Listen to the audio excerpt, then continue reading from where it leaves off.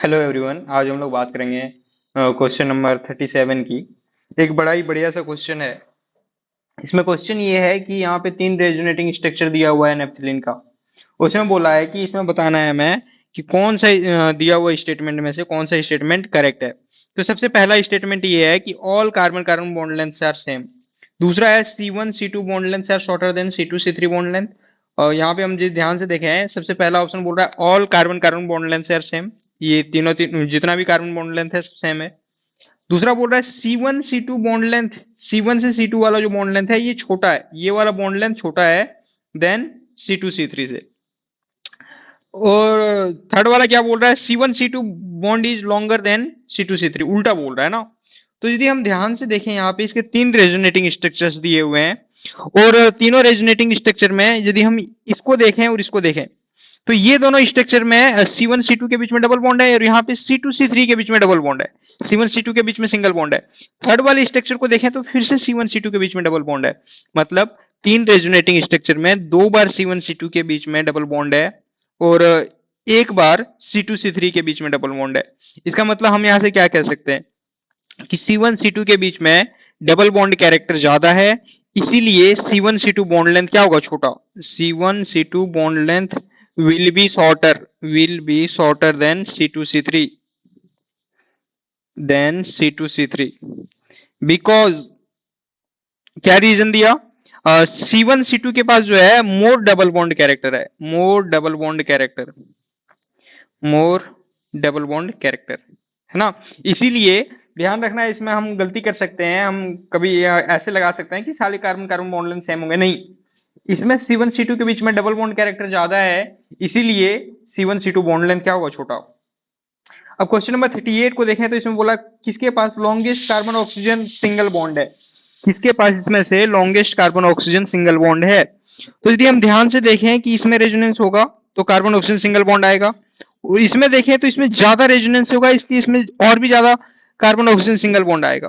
और यदि हम लोग इसमें देखें तो इसमें एक बार जैसे यहाँ पे था वैसे यहाँ पे, ये दोनों तो ऑलमोस्ट सेम ही है। यहाँ पर कार्बन ऑक्सीजन सिंगल बॉन्ड आएगा और यहाँ पे तो कार्बन ऑक्सीजन डबल बॉन्ड रहेगा क्योंकि रेजोनेंस नहीं होगा। तो जहां पे सबसे ज्यादा रेजोनेंस होगा उसमें सबसे ज्यादा सिंगल बॉन्ड कैरेक्टर आएगा, इसीलिए अपना जो करेक्ट ऑप्शन हो जाएगा वो ऑप्शन बी हो जाएगा, है ना। अब अगला क्वेश्चन है क्वेश्चन नंबर 39। इसमें दिया हुआ है among the given compounds the correct order of carbon nitrogen bond length is. Carbon nitrogen bond length का करेक्ट ऑर्डर बताना है। देखो नाइट्रोजन इसमें रेजोनेंस में पार्टिसिपेट करेगा, यहाँ पर भी रेजोनेंस में पार्टिसिपेट करेगा, यहाँ पर भी रेजोनेंस में पार्टिसिपेट करेगा, और ये प्रॉपर डबल बॉन्ड यहाँ पे है ना।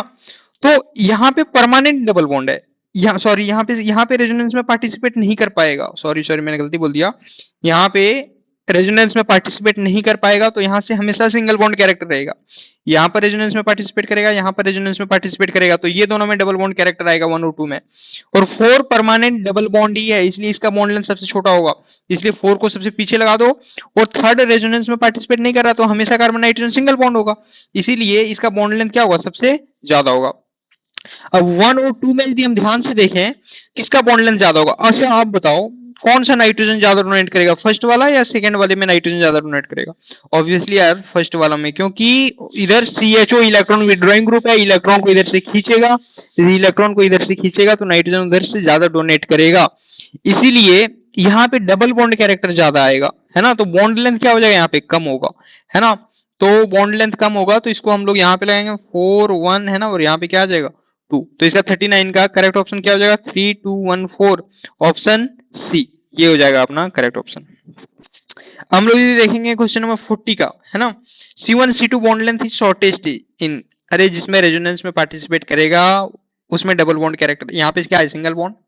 यहाँ पर क्या है, यहाँ पर भी है सिंगल बॉन्ड, है ना।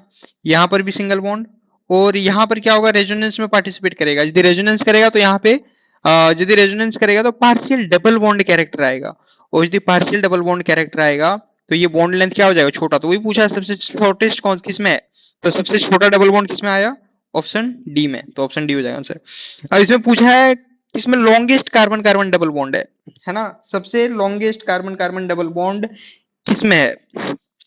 अब ध्यान से यदि आप इसमें देखोगे तो यहाँ पर ये क्या है, एलिन सिस्टम है, यहाँ पे ये नॉर्मल है, यहाँ पर। अब यदि ध्यान से देखोगे इसमें ये यहाँ पे क्या है, ये हाइड्रोजन अपना हाइपर कॉन्जुगेशन कर सकता है, हाइपर कॉन्जुगेशन करके ये कार्बन कार्बन बॉन्ड लेंथ को क्या करेगा, बढ़ा देगा।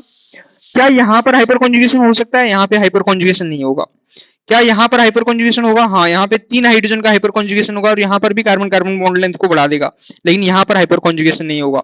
हाइपर कॉन्जुगेशन होने से कार्बन कार्बन बॉन्ड लेंथ बढ़ जाता है, इसीलिए इसका करेक्ट ऑप्शन जो हो जाएगा, सबसे ज्यादा हाइपर कॉन्जुगेशन डी में हो रहा है, इसलिए इसका ऑप्शन डी हो जाएगा करेक्ट। Thank you guys.